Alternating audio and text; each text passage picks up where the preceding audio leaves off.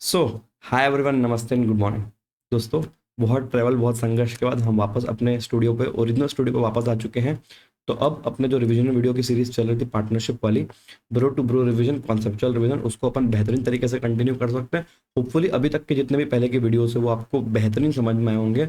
और अगर नहीं भी आ रहा है कुछ भी पॉइंट आपको समझ में, तो छोड़ के नहीं जाना, कमेंट में डालो, मैं आपको थोड़ा और बेटर एक्सप्लेन कर दूंगा उस चीज़ को। ठीक है। तो लास्ट क्लास में अपनी जो बात हुई थी वो रिकॉन्स्टिट्यूशन के बारे में बात हुई थी, याद करिएगा। रिकॉन्स्टिट्यूशन के अंदर क्या क्या था कि जब पार्टनर्स म्यूचुअली डिसाइड करें कुछ चेंजेस लेके आने हैं अमॉन्ग देमसेल्फ, या तो फिर एक नया पार्टनर एडमिट हो जाए, या तो फिर उसके बाद क्या था, डेथ, रिटायरमेंट, कॉमन। तो ये सारे केसेस होते थे जहां पे हम पार्टनरशिप के टर्म्स को चेंज कर रहे हैं। अब टर्म्स मजाक में चेंज नहीं हो जाएंगे, उसमें basically profit sharing ratio change होता है। तो जब भी प्रॉफिट शेयरिंग रेशियो चेंज होता है तो कोई पहले ज्यादा प्रॉफिट अर्न कर रहा था शेयर, अब उसका कम हो जाएगा, या किसी का पहले कम था उसका बढ़ रहा है। तो यहाँ पे क्या डिफरेंसेस आ रहे हैं, तो डिफरेंसेस को फोकट में सेटलमेंट नहीं होता, उसका कंपनसेशन दिया या लिया जाता है। तो इन केसेस में कुछ एंट्रीज होती है जो हमको करनी रहती है, वो हमने लास्ट क्लास में डिस्कस किया था। अब उसके आगे बढ़े थे कि कंपनसेशन का कैलकुलेशन कैसे होता है। तो पहले ये देख लो कि लॉस क्या हुआ है। तो जिस पार्टनर ने अपना प्रॉफिट का शेयर गिव अप किया है, उसने अपने फ्यूचर के प्रॉफिट का शेयर गिव अप किया है, और फ्यूचर के प्रॉफिट को हमने क्या नाम दिया था, गुडविल। तो गुडविल का मतलब क्या था, कैलकुलेशन ऑफ एस्टिमेटेड, ध्यान रखिएगा, estimated calculation of, estimated calculation of future profits. ठीक है। Estimated calculation of future profit was the goodwill. अब ये पूरा जो अमाउंट आएगा ना गुडविल का, वो पूरा कंपनसेशन नहीं है, वो तो पूरे फर्म का है। तो आपने गुडविल निकालोगे, जो गुडविल कैलकुलेट हो रही है, that is for all of the firm and entire all the partners. तो जिस पार्टनर का आप कैलकुलेट कर रहे हो ना, उसका सैक्रिफाइसिंग रेशियो इसमें मल्टीप्लाई करोगे, तो एग्जैक्टली इतना उसने फ्यूचर के प्रॉफिट से सैक्रिफाइस किया, तो यही उसको कंपनसेशन मिलना चाहिए। ये सारी बातें अपनी लास्ट वीडियो में हुई थी। अगर आपने ना देखा हो तो 100% उसको देख लेना चाहिए मेरे हिसाब से। ठीक है। चलिए अब अपन वापस आगे कंटिन्यू करते हैं। इसमें मैंने आपसे बोला था कि मैं अगले वीडियो में आपसे गुडविल का कैलकुलेशन वगैरह डिस्कस करूंगा। इसमें मैंने आपको एक लॉजिक भी दिया था कि एवरेज प्रॉफिट तो हमने पास्ट के प्रॉफिट के बेसिस पे फ्यूचर मेंटेनेंस प्रॉफिट की बात हुई थी। उसके बाद एक ऑल्टरनेटिव तरीका होता था सुपर प्रॉफिट मेथड, और एक ऑल्टरनेटिव तरीका होता था कैपिटलाइजेशन मेथड। सुपर प्रॉफिट का लॉजिक मैंने आपको बताया था कि भैया हम सेम कैपिटल इन्वेस्ट करते हैं, एग्जाम्पल फॉर एग्जाम्पल मार्केट और हमारा कैपिटल सेम है, बट हम मार्केट ज़्यादा प्रॉफिट कमा रहे हैं। बट रियल लाइफ सिनेरियो में आपका और मार्केट का कैपिटल सेम नहीं रहेगा। तो आप इसको परसेंटेज बेसिस पे निकाल सकते हो कि मार्केट ऑन एन एवरेज जो भी कैपिटल इन्वेस्ट करता है उसका 8% कमाता होगा, तो हम 12% कमाते हैं, तो 4% जो है वो आपका सुपर प्रॉफिट आएगा। This is the logic, not the calculation, this is the logic. Same capitalization method में आप और मार्केट दोनों 1-1 लाख रुपए कमा रहे हो, बट आपने क्या किया, 8 लाख कैपिटल लगाया है, और मार्केट में जनरली लोग 10 लाख का कैपिटल लगाते हैं। तो आपने जो 2 लाख कैपिटल कम लगाया is your savings, come capital ज्यादा प्रॉफिट निकाल रहे हो, तो इसको भी कैपिटलाइज मतलब दोनों सिमिलर है। तो इस तरीके से गुडविल कैलकुलेट की जाती है। अब गुडविल कैलकुलेशन में आप फंसते हो कहाँ पे, देखिएगा, आप फंसते हो जी एवरेज प्रॉफिट्स के एडजस्टमेंट। यहाँ पे आप एकदम ऐसे सिर पकड़ लेते हो, क्या क्या क्या आ रहा है, ये क्या आ जा रहा है। ठीक है। अब ना थोड़ा कॉमन सेंस लगाओगे ना, तो ये चीज़ें भी भयंकर ईजी है। ठीक है। चलिए मैं थोड़ा सा एक ट्रांजिशन मार देता हूँ। हाँ। तो अब देखिए आपको ये स्क्रीन पूरी क्लियर दिख रही होगी। तो एक बात समझना कि जितना भी एक चीज ध्यान दीजिएगा, जितना भी आप एडजस्टमेंट देखते हो जिससे आप डर जाते हो, कुछ एडजस्टमेंट होते हैं, भाड़ में यार, हम खुद अपना सेटलमेंट करेंगे इस चीजों के ऊपर, हम खुद अपने लॉजिक्स लेके आएंगे। ठीक। राइट। सबसे पहले चीज ध्यान दीजिएगा, एवरेज प्रॉफिट कहाँ से निकलेगा, ये आएगा एवरेज ऑफ पास्ट प्रॉफिट्स। लिखते जाओ फटाफट। मैं भी देखो आपके साथ इसलिए रहा हूं क्योंकि आप भी साथ में लिख सको और इसको और अच्छे समझ सको। और भाई कोई भी ना रिवीजन वीडियो ऐसा नहीं देखेगा बैठ के, ऐसा कि देख रहा है बस, ऐसा देख रहा, निहार रहा है, मूवी नहीं चल रही भाई, तुम सो जाओगे इसके अंदर। ठीक है। तो अभी अपने को पास होना है, सो नहीं जाना है। इस चीज पे ध्यान दीजिए और इसको थोड़ा थोड़ा ढंग से इसको कंटिन्यू करें। अब इधर देखो, पास्ट प्रॉफिट्स की जो बात हो रही है ना, उसमें पहले कॉन्सेप्ट समझ लो। कॉन्सेप्ट क्या होता है, past profits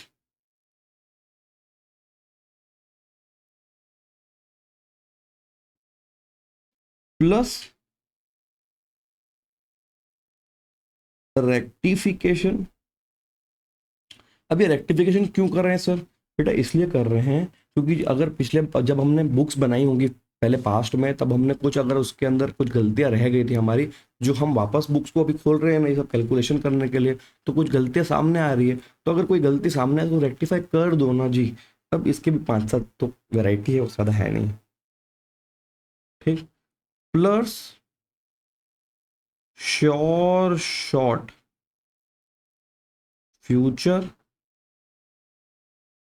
income plus expenses का एडजस्टमेंट प्लस रिमूवल बोल रहा हूं, ऐड और लेस नहीं बोल रहा हूं, रिमूवल ऑफ नॉन ऑपरेटिंग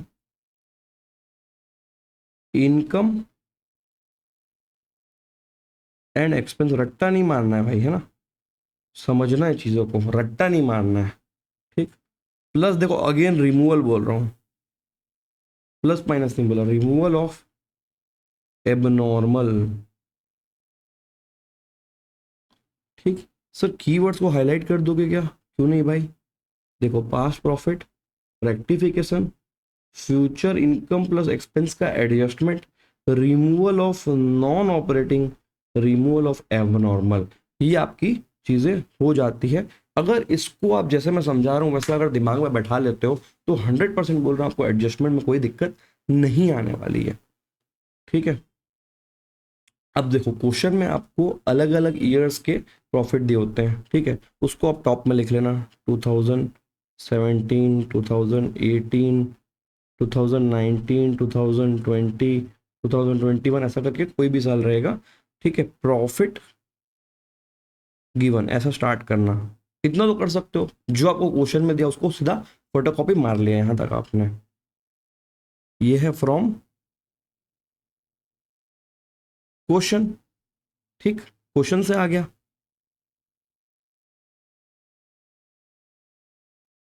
ठीक है, ये आपको क्वेश्चन से आ गया। नाउ क्वेश्चन में सपोज ऐसा लिखा हो कि 2017, सबसे पहले इसमें जो आप गलती करते हो वो करते हो पीरियड को सेट करने में। ये होता है आपका 17, 18, 18, 19, 19, 20, 20, 21, 21, 22, इस तरीके से आपका पीरियड रहता है फाइनेंशियल ईयर। ठीक है, तो फाइनेंशियल ईयर जब आपका सेट हो जाए, इसके बाद जब आपको कोई रेक्टिफिकेशन दिया है क्वेश्चन में, तो सबसे पहले ये चीज ध्यान दीजिएगा कि आपका जो गलती है वो कौन से फाइनेंशियल ईयर में है, इसको एकदम पेशेंटली सेट करिएगा। सपोज लिखा हो कि जो गलती थी वो फाइनेंशियल ईयर 2018 की थी, तो इसको आप कहाँ डालोगे, यहाँ डालोगे कि यहाँ डालोगे, बताइए।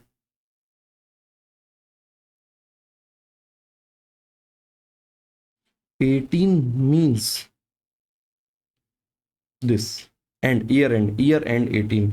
अगर गलती लिखी हो 2019 की तो ये है ईयर एंड 19, 2020 की लिखी रहेगी तो ये रहेगा। इस तरीके से पहले आप पेशेंटली चीजों को सेट कर लेना कि भैया कौन से साल का प्रॉफिट एडजस्ट करना है। चलो क्वेश्चन के एक एग्जांपल ही ले लेते हैं यार। 1,20,000, यहाँ पे -20,000 लॉस करा दिया था, कोविड कोविड वाला साल था भैया। ठीक है, फिर यहाँ पे -10,000 कोविड की रिकवरी, फिर यहाँ पे हम 50,000 के प्रॉफिट पे आ गए थे। इस तरीके से आपका अगर प्रॉफिट है तो अब यहाँ ध्यान दीजिएगा। ठीक है, पहला एडजस्टमेंट अगर आपको ये लिखा हुआ है, फर्स्ट एडजस्टमेंट कि एक आइटम थी स्टॉक की। ठीक है, क्लोजिंग स्टॉक यहाँ का। ठीक है, 2018 का क्लोजिंग स्टॉक है।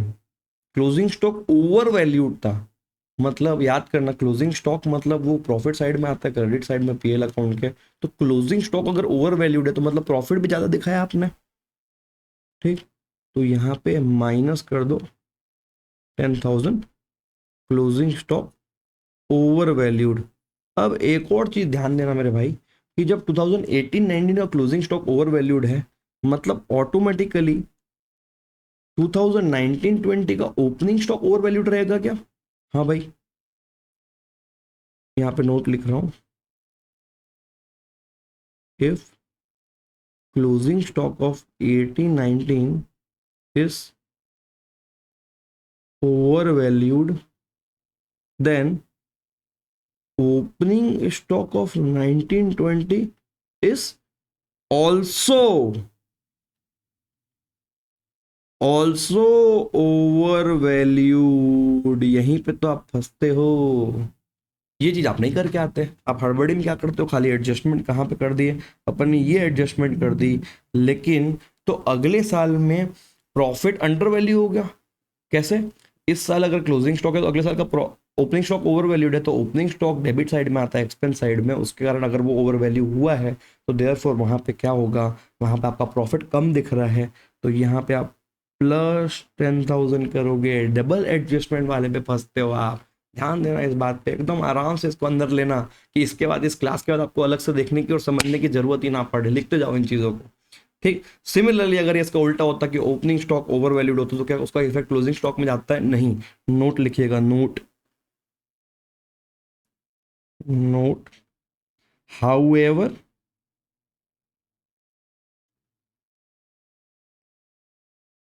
error in opening stock is not automatically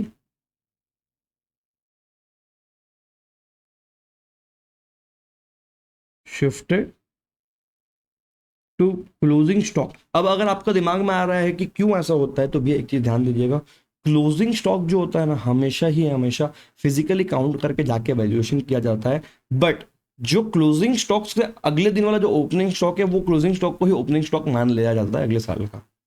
फिर जब अगला साल आएगा तो क्लोजिंग स्टॉक ओवर वैल्यूएशन किया जाएगा, फिर उसके अगले दिन का जो ओपनिंग स्टॉक है, ये पहले दिन वाला क्लोजिंग स्टॉक लिया जाता है। तो सपोज 2019-20 का क्लोजिंग स्टॉक फिजिकली वैल्यू किया, वैल्यूएशन निकाला, तो 2020-21 का जो ओपनिंग स्टॉक है ना, ये यही है, बट ये जो ओपनिंग स्टॉक है, ये यहाँ का क्लोजिंग स्टॉक नहीं बनता, ये आपकी फ्रेश वैल्यूएशन होती है, फ्रेश। समझ में आ गया? एक ये गलती होती है स्टॉक वाली। एरर नंबर 2, एरर नंबर 2, एक एग्जांपल लिखिए। Fix assets was purchased in 2020। Fix asset purchase था 2020 में, but it was debited to it was debited to profit and loss account. ठीक है, अब इट मीन्स, इसका मीन्स देखो, वन फिक्स एसेट। अब इसके अंदर टाइपराइटर, कार, व्हीकल कुछ भी हो सकता है ना क्वेश्चन के अंदर, वैसा फिक्स एसेट शब्द यूज नहीं करेगा, बट क्वेश्चन में क्या बोलेगा वो, मैंने कार लिया, मैंने टाइपराइटर ली, मैंने मशीन ली, एक्सवाइजेड कुछ भी आ सकता है। आपको दिमाग लगाना है कि हाँ मशीन बोल रहा है, मतलब क्या, फा मतलब फिक्स एसेट्स। तो कायदे से फिक्स एसेट की रिकॉर्डिंग कैसे होती है, अगेन क्लास 11 कि भैया ये जाता आपकी बैलेंस शीट में और पीएल में इसका डेप्रीसिएशन आता। बट आपने क्या किया, अगर 1 लाख का आइटम खरीदा है तो सीधा पीएल के डेबिट साइड में डाल दिया। मतलब क्या हुआ, गलती हुई है कि पीएल अकाउंट 1 लाख रुपए से क्या है और शॉर्ट हो गया, मतलब लॉस बुक कर दिया, मतलब प्रॉफिट मेरा 1 लाख कम है। तो सबसे पहले मैं एडजस्टमेंट करूंगा उस पर्टिकुलर ईयर में जाके, मैं ऐड कर दूंगा 1 लाख। और भी कोई एडजस्टमेंट करनी है कि हाँ यार, क्योंकि ये कर दिया था आपने, मतलब डेप्रिसिएशन चार्ज नहीं किया था, तो यहाँ पे पैरेलल कनेक्टिंग एंट्री -10,000 कर लो। फिर अब देखो यहाँ पे अगर 2000 कौन से में हुआ है, 20 में गलती हुई है, मतलब 2022, मतलब ये जो एसेट है ये अभी हमको पता चला, मतलब ये आगे के जो ईयर्स है ना, वहां पे भी इसका डेप्रिसिएशन चार्ज नहीं हुआ है। सारे ईयर में डेप्रिसिएशन चार्ज कर दीजिएगा, क्योंकि ये गलती अभी पकड़ में आई, अभी तक तो पीएल के अंदर धसा हुआ था, बैलेंस शीट में आया ही नहीं था ना वो एसेट। बैलेंस शीट में होता तो आप क्या करते थे, यहाँ पे भी डेप्रिसिएशन चार्ज करते और यहाँ पे भी डेप्रिसिएशन चार्ज करते। बट ये अभी हमको गलती समझ में आया कि 2020 में एक एसेट खरीदा था जो पीएल अकाउंट में घुस गया था, तो हम पहले पीएल अकाउंट को प्लस करेंगे और डेप्रिसिएशन को माइनस करेंगे। बट आने वाले सालों में भी आप मतलब फ्यूचर ईयर्स में जिस साल गलती एरर पाया गया है वहां से इधर भी आपको डेप्रिसिएशन चार्ज करना है, क्योंकि वो हर साल डेप्रिसिएशन चार्ज होना चाहिए, राइट। तो अब समझ में आया ये गलती। अब इसी का एक रिवर्सल पॉइंट होता है, जहां पे इसी का एक रिवर्सल पॉइंट होता है, जैसे इस केस में क्या था कि फिक्स एसेट खरीद के पीएल में डाल दिया था। अब इसका उल्टा पॉइंट कि पीएल की आइटम को उठा के फिक्स एसेट गलती से बना लिया गया, मतलब बैलेंस शीट में दिख रहा है, ठीक है। मतलब क्या है कि प्रॉफिट ज्यादा दिख रहा है, प्रॉफिट, और उसके जगह पे क्या हो गया है, डेप्रिसिएशन चार्ज हो गया है, ठीक है। इसी का जस्ट रिवर्सल पॉइंट क्या हुआ है कि एक आइटम थी जो पीएल अकाउंट का खर्चा था, तो पीएल के डेबिट में जाना चाहिए था, उसको उठा के आपने बैलेंस शीट में डाल दिया, उस पर हर साल डेप्रिसिएशन चार्ज किया। तो उस केस में क्या करोगे, डेप्रिसिएशन को ऐड बैक कर करके माइनस पीएल कर देना, पीएल में जाके माइनस करना टोटल अमाउंट जिस भी साल में वो गलती हुई होगी, ठीक, क्लियर। अब इसमें डेप्रिसिएशन इसके कहाँ से आना है, जहां पे एडजस्टमेंट कर रहे हो उसके आगे वाले सालों में डेप्रिसिएशन को का इफेक्ट हटा देना, ठीक है। इस तरीके से आपका एडजस्टमेंट होता है, इसी टाइप का एडजस्टमेंट है, ठीक है। अब एबनॉर्मल आइटम्स को कैसे ट्रीट करना है आपको, अगर ऐसा कोई, अब एबनॉर्मल आइटम का मतलब क्या होता है सर, पहले वो बता दो। एबनॉर्मल मीन्स, ठीक है, एकदम सिंप्लीफाइड टर्म्स बताऊं, which is not normal, which is not normal. Sir इतना इजीली हमको समझ में नहीं आता, हमको एग्जांपल दे दो, ले ले भाई एग्जांपल। 2020 में लॉस बाय फायर हुआ था 40,000 रुपीज का, लॉस बाय फायर 40,000 रुपीज का। अब आग लगना एक्सेप्शनल आइटम है, ठीक है, हर रोज तो नहीं लगाओगे आग, आपका काम है क्या बिजनेस में आग लगाना, नहीं सर हमारा काम नहीं है। तो फिर फायर हर साल होगी क्या, नहीं। सिमिलरली लॉस बाय थेफ्ट भी लिख सकता है कि चोरी हुई, तो क्या हर साल चोरी होगी, नहीं होगी, हो गई है, हम ध्यान रखेंगे अगली बार से चोरी ना हो। तो ये जो चीजें होती है डिजास्टर्स, जैसे कोविड है, प्रोबेबली तो हर बार नहीं होगा, तो कोविड के उस समय के जो लॉसेस थे वो due to extraordinary abnormal items है। तो इन सब का इफेक्ट हटा दो, जैसे लॉस बुक किया हुआ है तो आप अपने जो एडजस्टमेंट्स है ना, ये जो अपन एडजस्टमेंट टेबल बना रहे हैं उसमें आप उसको एड बैक कर देना, और अगर कोई एक्स्ट्रा ऑर्डिनरी इनकम हो जाती है तो उसको आप जाके उसमें माइनस कर दो, हटा दो, हटाना है। तो लॉस को कैसे हटाते हैं, एड बैक करते हैं, इनकम को कैसे हटाते हैं, माइनस करके हटा देते हैं, ये होता है एबनॉर्मल आइटम। अब नॉन ऑपरेटिंग क्या होता है,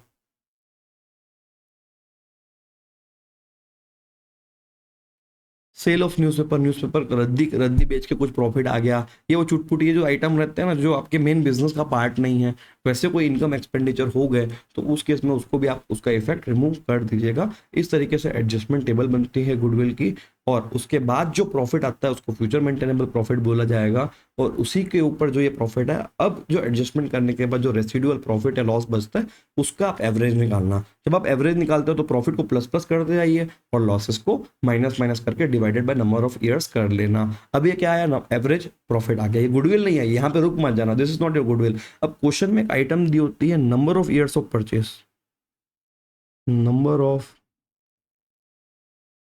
ईयर ऑफ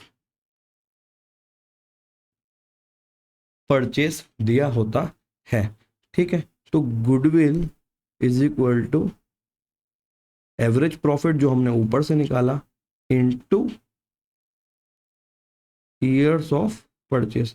अब ये ईयर्स ऑफ परचेस कुछ नहीं है, ये एक ऐसा नंबर है 1 2 3 ईयर्स 4 ईयर 5 ईयर, जिसका आप सोचते हो कि आपने जो ये एवरेज प्रॉफिट है गुडविल निकाल रहे हो ना, तो आपका जो एस्टिमेशन है वो होल्ड ट्रू करेगा for this particular number of years, उसको भी आप मल्टीप्लाई कर दे रहे हो, या वो जो सामने वाला व्यक्ति है वो 4-5 साल तक ये लॉस कवर करके चल रहा है, तो ये होता है number of years of purchase. तो ये आपकी गुडविल आ गई। अब जो गुडविल है उसमें ध्यान देना, this is of all partners, ठीक है।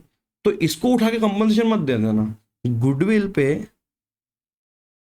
सेक्रीफाइसिंग रेशियो जब मल्टीप्लाई करोगे तो ये होता है कंपनसेशन। वाओ, तो सर इतना बता दिया आपने, तो आप इसकी एंट्री भी बता दो, नालायक तुम सब मेरे से ही काम कराओगे, ठीक है। सिंपल एंट्री है, देने वाला व्यक्ति का खाता खाली होगा, उसका कैपिटल अकाउंट डेबिट कर दो, देने वाले का डेबिट, लेने वाले का क्रेडिट। तो सपोज बी ने सेक्रीफाइस किया, तो बी अगर कंपनसेशन ले रहा है, ठीक है। बी अगर कंपनसेशन ले रहा है तो बीस कैपिटल अकाउंट क्या होगा, टू साइड में क्रेडिट, और यहाँ पे एस कैपिटल अकाउंट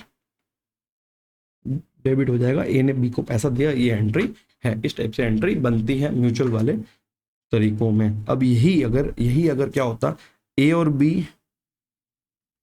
पार्टनर्स है, ठीक है, उन्होंने सी को एडमिट कराया, सर पेन का कलर चेंज कर दीजिए, ओके, ठीक है, C admit to business, admit to business. तो इस केस में क्या होगा, वो अलग से कैश लेके आएगा फर्म में, और उस कैश को हम यहाँ पे ए और बी को दे देंगे। गुडविल अकाउंट ऊपर नहीं होगा एंट्री के अंदर, सीधा देखो बैंक अकाउंट में पैसा आएगा टू सीज कैपिटल और टू प्रीमियम फॉर गुडविल। और जब यही पैसा आपको बी ए और बी के अकाउंट में डालना हो तो premium for goodwill to S capital to B's capital ऐसा डाल देना, ठीक। अब अगर क्वेश्चन में ऐसा लिखा हो कि जो पैसा आया है ए और बी उसका आधा आधा अमाउंट अपने घर को लेके जा रहे हैं, मतलब विड्रॉ करके लेके जा रहे हैं पैसे को, तो उसमें कौन सी बड़ी बात है, एक बार आपने ए और बी को ट्रांसफर कर दिया। सपोज 1-1 लाख रुपए आया था, तो इसमें बोल रहा है क्वेश्चन की 50-50 घर लेके जा रहे हैं, तो क्या दिक्कत है, A debit B debit to bank amount डाल देना, ठीक है। इस तरीके से होता है। इसके लेजर पोस्टिंग करना है टी फॉर्मेट में मल्टी कॉलमनर अकाउंट के अंदर। तो ये भयंकर इजी कॉन्सेप्ट था। नेक्स्ट सर बात करिएगा सुपर प्रॉफिट के बारे में। हाँ भाई पता है मेरे को, मैं बात कर लूँगा, कोई दिक्कत नहीं है। सेकेंड आता है सुपर प्रॉफिट का कैलकुलेशन, सुपर प्रॉफिट मेथड। तो मेथड में आने से पहले गुडविल इज इक्वल टू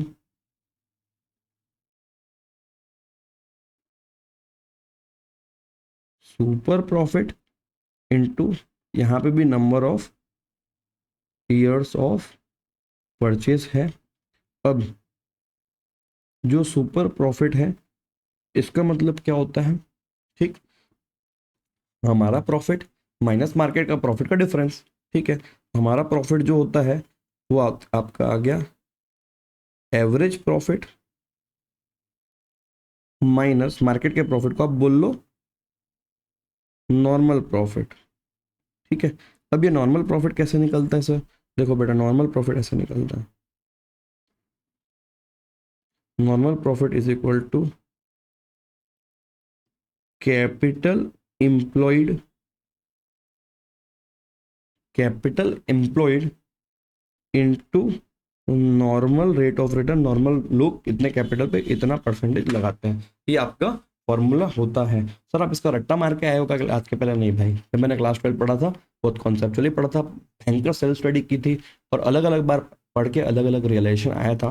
तो आज भी आप आधी नींद में पूछोगे तो मैं आपको चीज़ें बता दूंगा, ठीक है। तो कैपिटल एम्प्लॉयड इनटू एनआरआर, इस तरीके से आपका नॉर्मल प्रॉफिट आता है।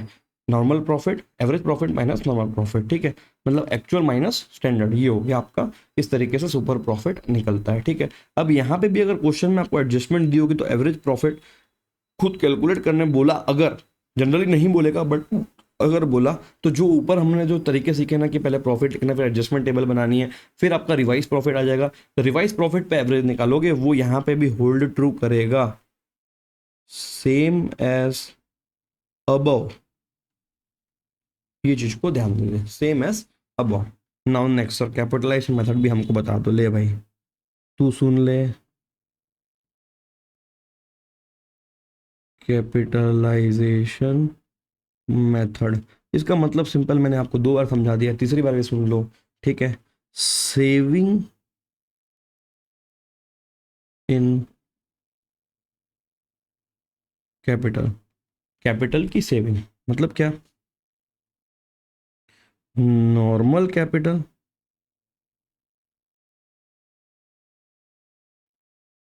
नॉर्मल कैपिटल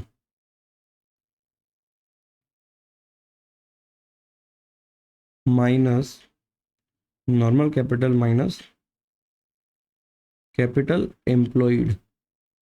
कैपिटल एम्प्लॉयड का मतलब है एक्चुअल कैपिटल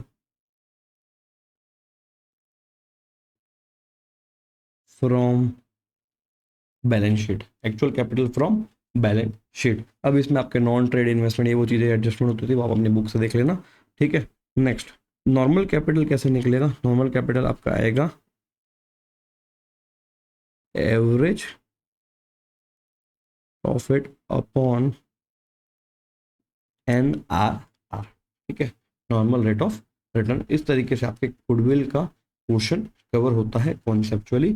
इसके क्वेश्चंस प्रैक्टिस करो भयंकर तरीके से, बेहतरीन। और उसमें अगर आपको कोई डाउट आए तो आप कमेंट में 100% पूछ सकते हो। सो विद दैट आज का क्लास यहीं तक रखते हैं। इसके बाद नेक्स्ट वीडियो पे अपन एडमिशन वगैरह की एंट्रीज का डिस्कशन कर लेंगे, ठीक। इसी के लाइंस पर रहेगा एडमिशन रिटायरमेंट में जो जो एडजस्टमेंट होती है, वहाँ पे लोन अकाउंट ये वो एक वीडियो में कॉन्सेप्चुअली समझेंगे, and then we will move on to dissolution. तो आई डोंट थिंक इसमें कुछ छोड़ने लायक बात है। जो छोड़ने लायक आपको लग रहा था, जो इश्यूज थे, वो मैंने कॉन्सेप्चुअली आपसे डिस्कस कर लिए हैं। तो with that bye everyone, take care, have a nice day. और बेहतरीन तरीके से पढ़ते रहो, पूरा माहौल मचा देना, कोई भी बच्चा छोड़ के नहीं जाएगा। आपको अपने मदर फादर सबकी कसम है, जिनसे आप बहुत ज़्यादा प्यार करते हो, अपने जो खास मित्र, स्पेशल बॉयफ्रेंड गर्लफ्रेंड जो भी है, जिनसे भी प्यार करते हो, जिसकी भी कसम मान लोगे, उनकी कसम है 100% आपको पूरा माहौल मचा के आना है, ठीक है। So with that bye everyone, take care. मेहनत में आपकी कमी नहीं होनी चाहिए, रिजल्ट तो 100% आना ही आना है, ठीक है। सो ध्यान रखना अपना, मिलते हैं जल्दी।